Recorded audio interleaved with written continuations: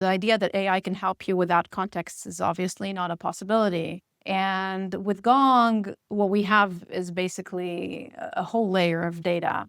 What we have today is not only a way to ask, hey, what's going on, but you also have a deep researcher where you're able to take data going back a long time and you're able to research exactly what you're looking for. I'm curious, like, what the range of possibilities I think is, like, in your expected prescribed patterns within Gong for how humans and AI should interact. 70% of revenue professionals' time is not spent selling. And a lot of it is spent on mundane administrative tasks.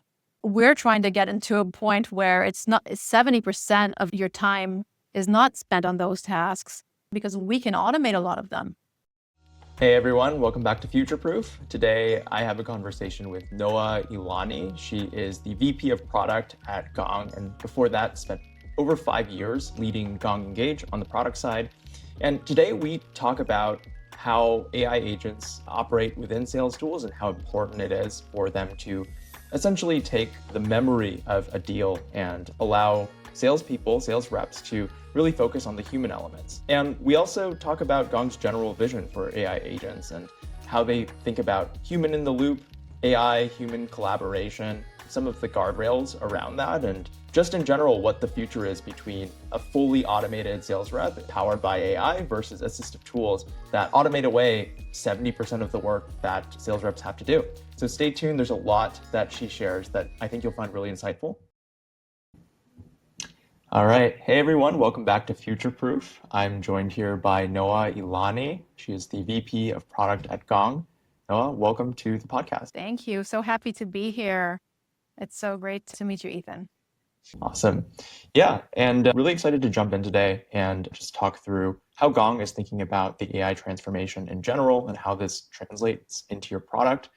I'm curious, just as a starting point, there's a lot of conversation in sales tools today about fully automated sales reps or that sort of vision that people are building towards. Do you think that you also see this world where AI can actually sell end to end, or do you think that it'll remain this assistive layer that amplifies human reps? And how do you think about building in either direction at Gong? I really think it depends on the use case. And I think that in certain situations and scenarios, it is a good thing to try and adopt this end-to-end type of maybe like an AI SDR, or in certain long tail situations where you might have maybe, I've heard this use case just recently where you might have, you're an AE, you have a lot of things on your desk, a lot of accounts to go after, and maybe they're the colder accounts that, aren't in your first tier, for example. And in those instances, there might be an opportunity lurking over there, but you're just not focused because it's not your highest value deals that you're on. And it just makes more sense to automate some of that. And it's possible. So I don't think it's one answer fits everything. So I just think it really depends on the use case. And as we see time go by, we see a lot of advancements. But I can tell you in my own opinion that humans want to be sold to by humans. That's my opinion. And as a human, you don't want to find yourself having a relationship only with an AI. Maybe it could be augmented with an AI, but essentially you want to understand if you can trust the other person on the other side. And that's where relationships come in. And I don't think that's fully replaceable, but in some situations you can augment, and in some situations you might actually win some opportunities that you wouldn't have otherwise won by not paying attention. So it really just depends.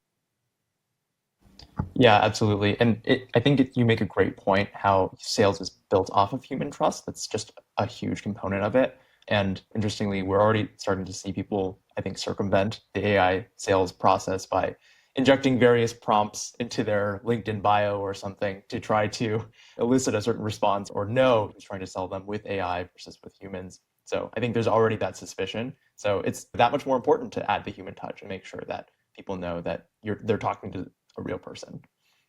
Yeah, 100%. Cool. Yeah. And I think speaking of that human layer, in addition to trust, I think long-term relationships and shared history matter a lot.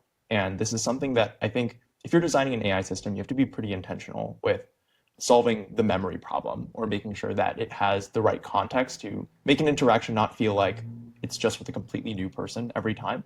How do you build an AI system or tool that really understands the full picture of an account or a deal that might have context that stretches on for months? How do you think about designing that kind of memory built in? It all starts with the data and the context that you have, right? And you can see this all over the place. Like the idea that, and I'm going to go jump right into AI, but the idea that AI can help you without context is obviously not a possibility. And with Gong, what we have is basically a whole layer of data.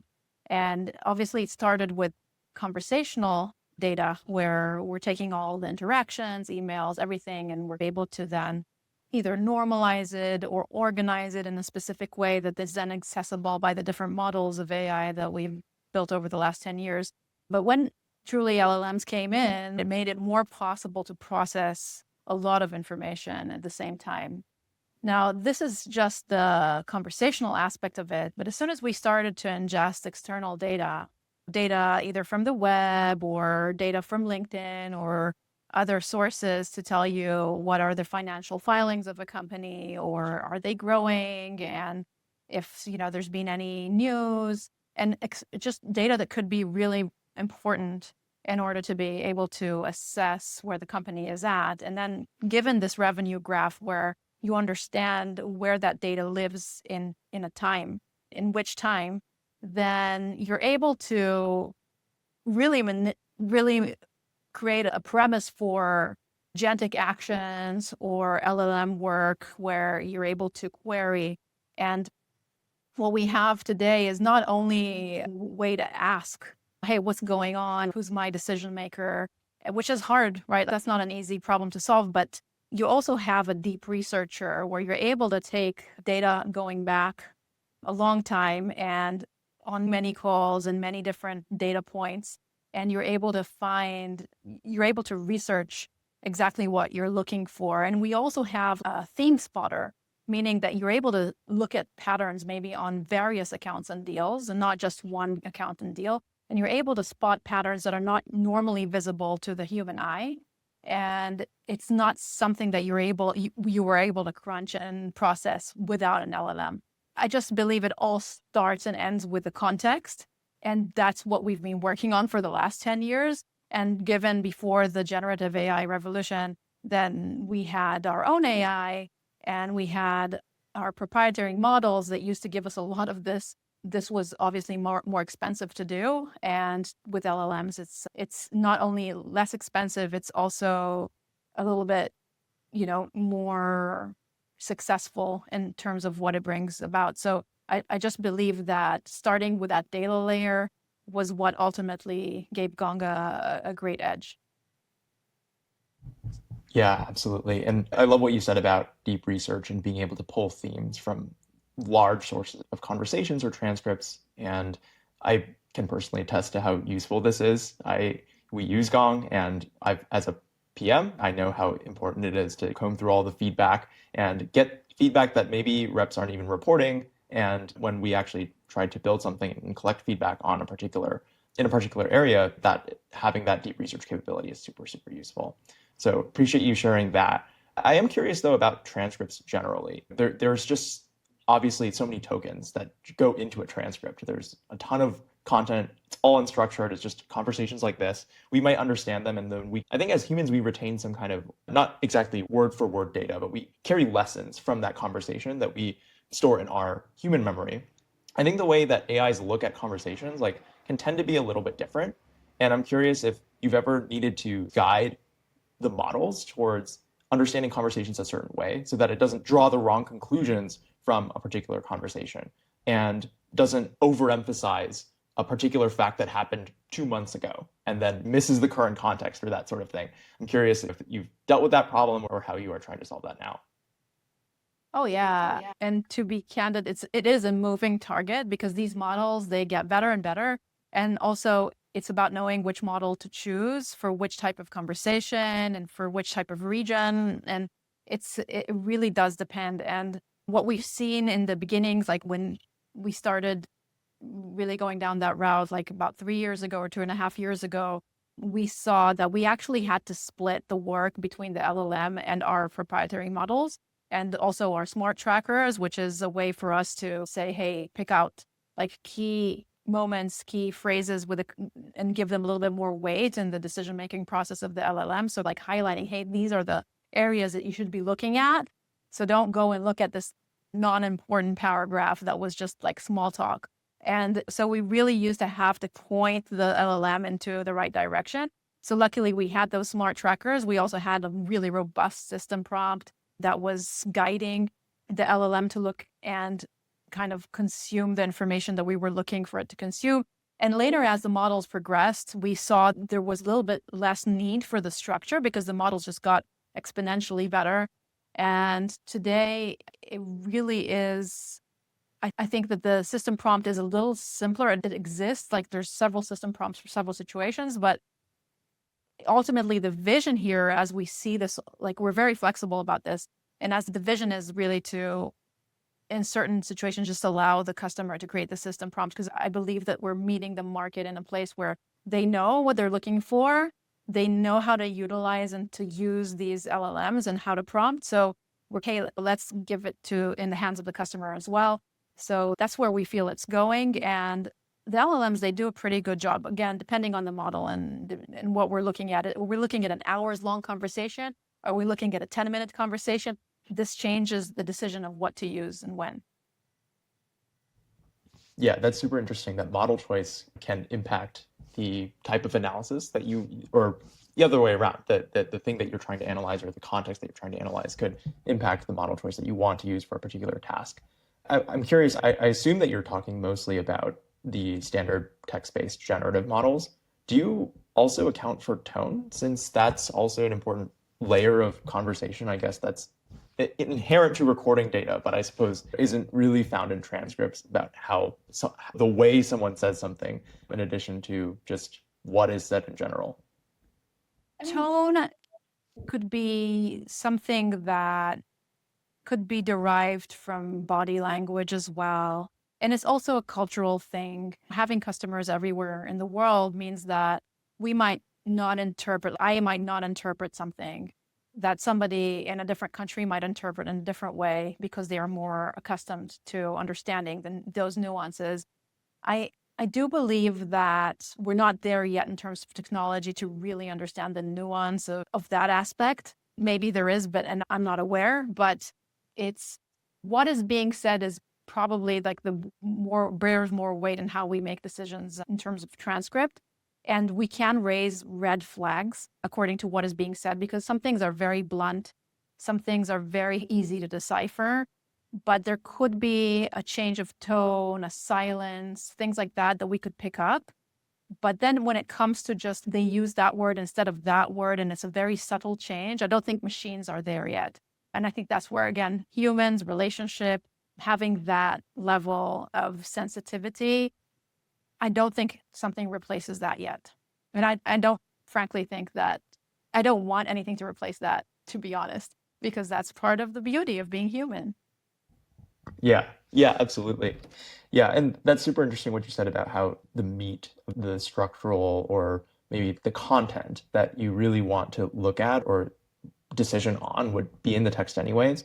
I do see like on the horizon that model capabilities may get to a point where they maybe understand more about inflection or tone. I'm just speaking from interacting with voice models, for example, where like they're able to match what you're saying with them and change their inflection based on your level of frustration or your level of surprise or fear. Like, I think that is super interesting. I'm very curious to see where that goes. But yeah, I think you're right. As far as I know, I wasn't sure if Gong's doing anything internal or specific around tone, but that does seem to be generally something that research labs are interested in working on. So curious to see where that goes in the future.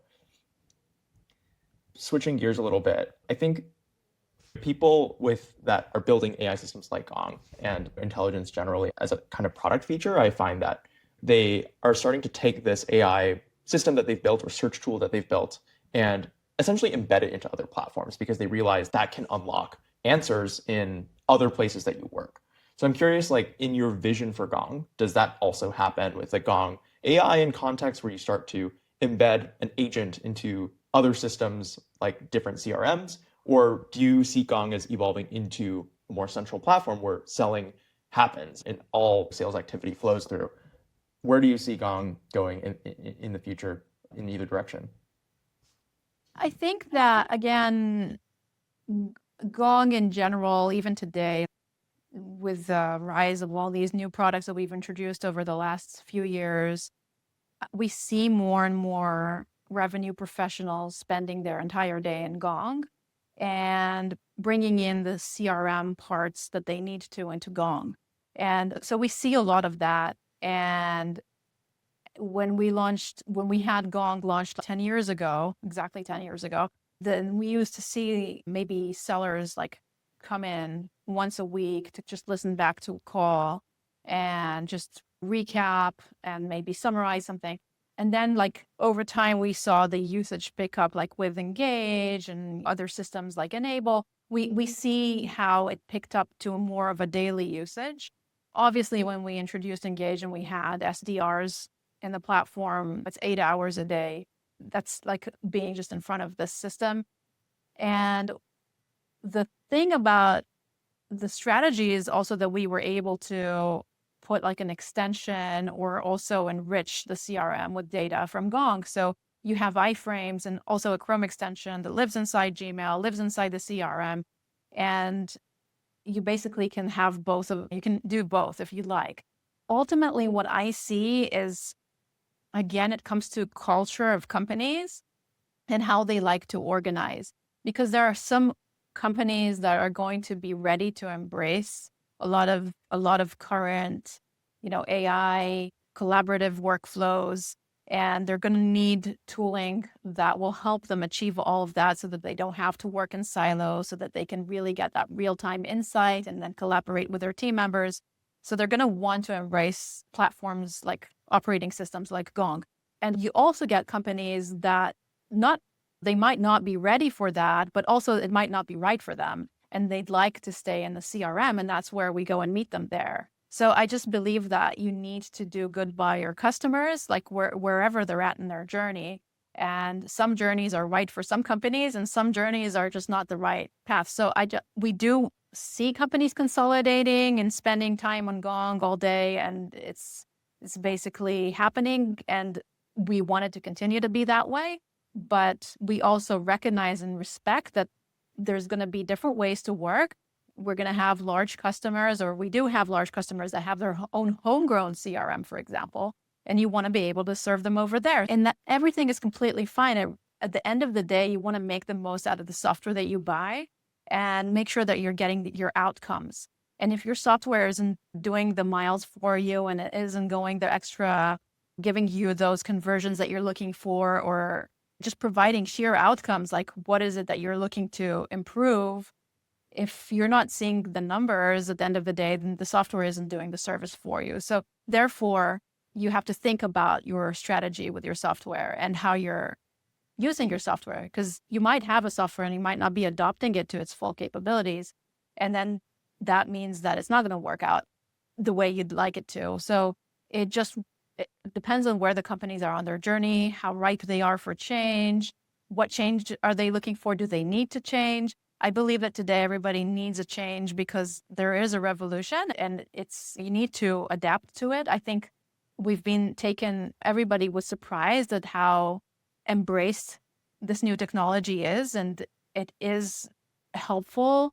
We might not be seeing in the economy, we might not be seeing the direct productivity gains right now, but it's happened on other revolutions we've had in the past with electricity, where it took a little bit of time and then you saw the impact of that. So there's a little bit of a process there. And I just think that everybody's really looking for ways of upping their game and making sure that they're riding this wave.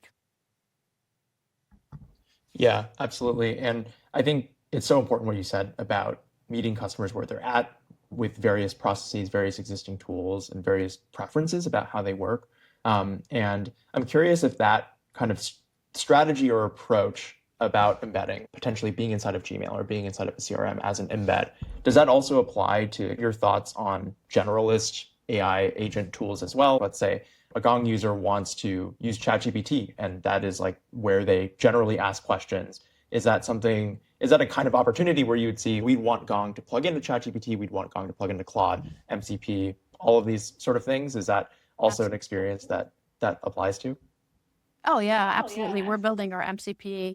We're ready to launch it very soon. We wanted to work with all these systems, of course. You have to always mind, especially in terms of security, because the data that runs through really sensitive. So it has to go through scrutiny, which is why it's taken us, we didn't come out with it in day one.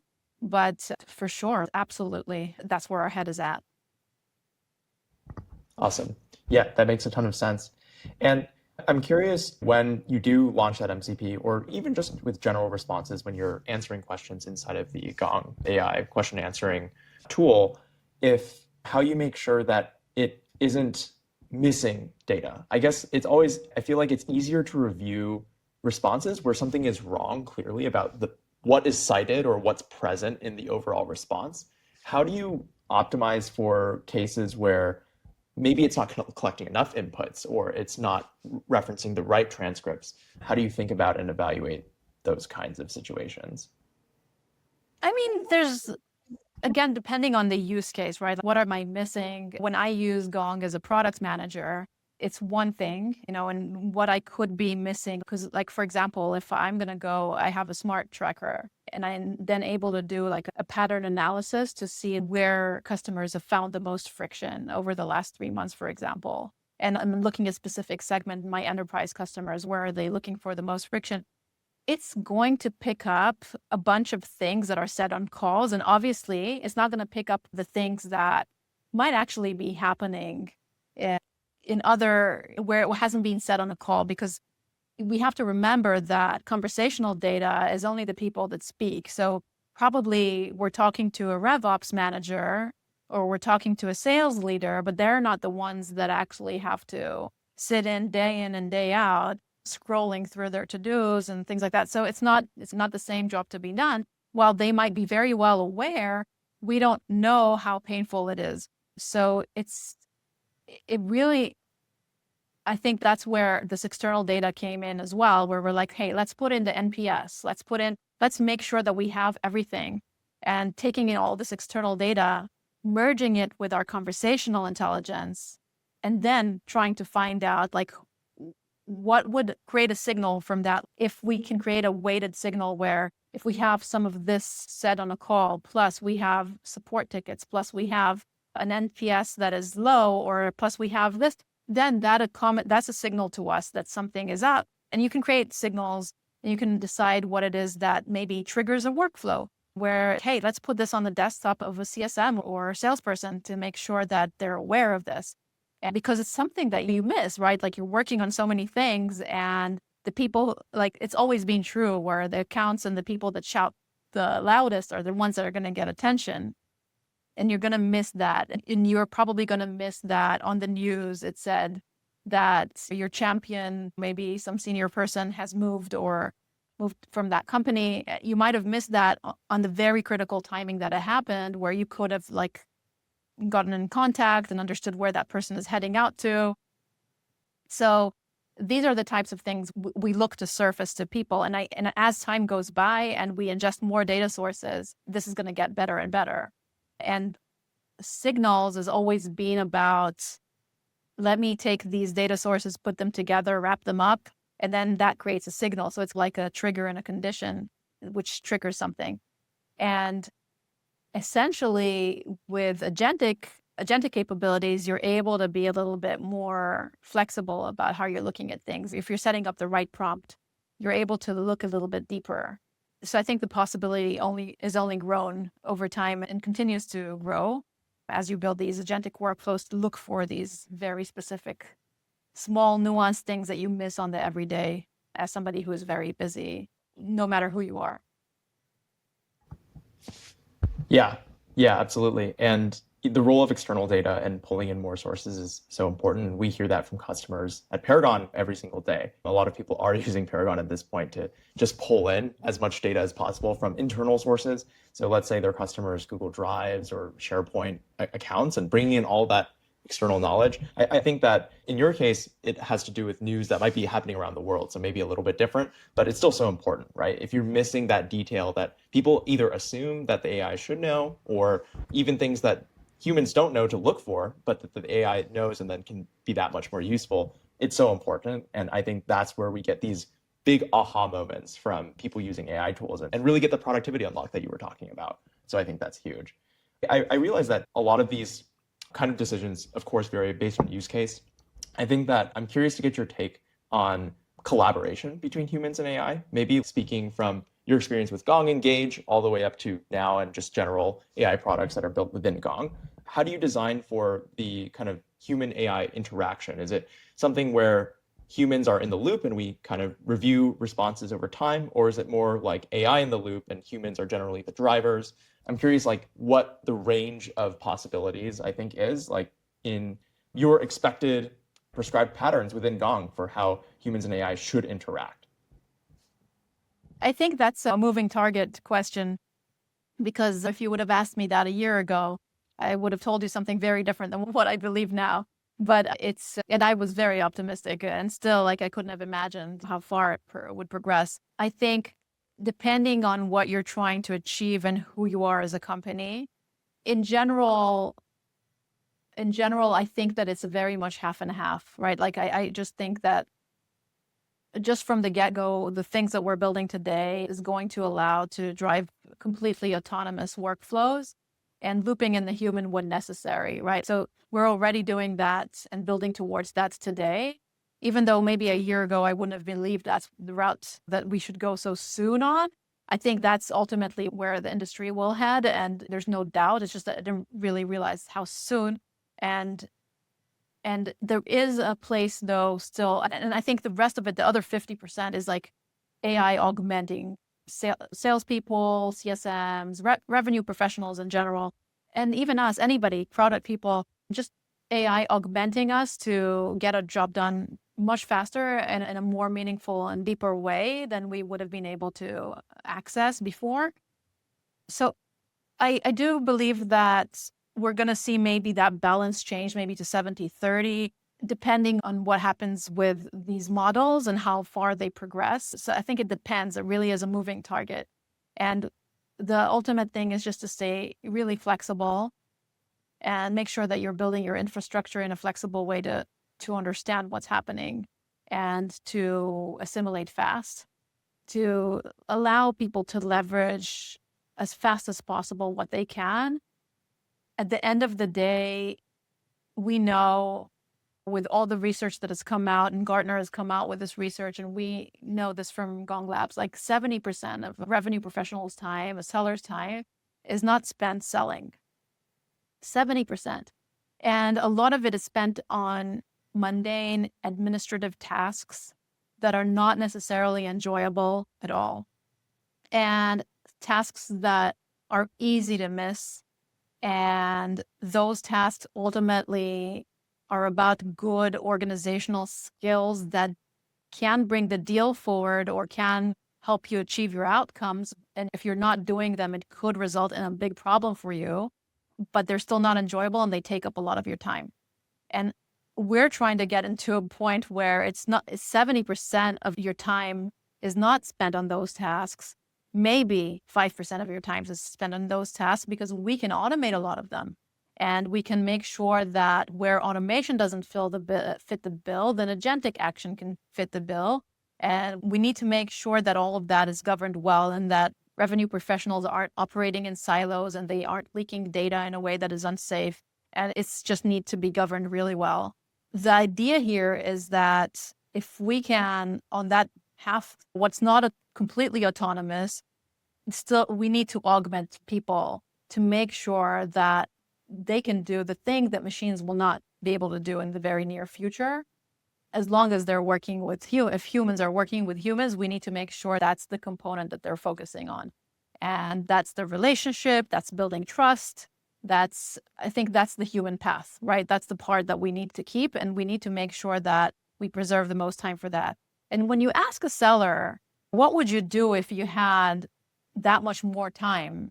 They're just thinking, wow, first of all, I'd be a happier person because I wouldn't have had to fill in those CRM fields, and I wouldn't have had to just try to think about which notes I have to drop to my manager and what follow-up emails I forgot to write. And so all of that mind share is actually spent on relationships and making sure that you're collaborating with the right people and performing a strategy to how to tackle a problem, solve for your customers, really have the time to think about making it better for both sides. So I'm really excited about that. I feel like in either case, whatever the balance is, I believe that it's a good outcome.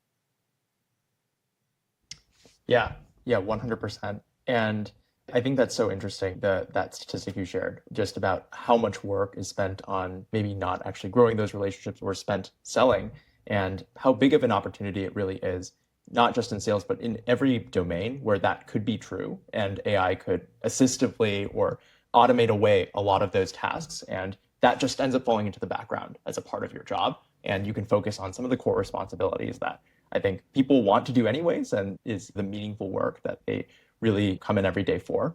So yeah, I really appreciate that perspective. And I think that's a very exciting opportunity for Gong in the long run. Noaa, thank you so much for joining us on Future Proof. Really great to hear your insights, and it was a great conversation with you. Thank you. Thank you for having me. Thanks so much for watching. If you found this helpful, consider subscribing to us on Apple Podcasts, Spotify, or YouTube to get all the latest episodes. And to view our past episodes, visit us at useparagon.com/futureproof.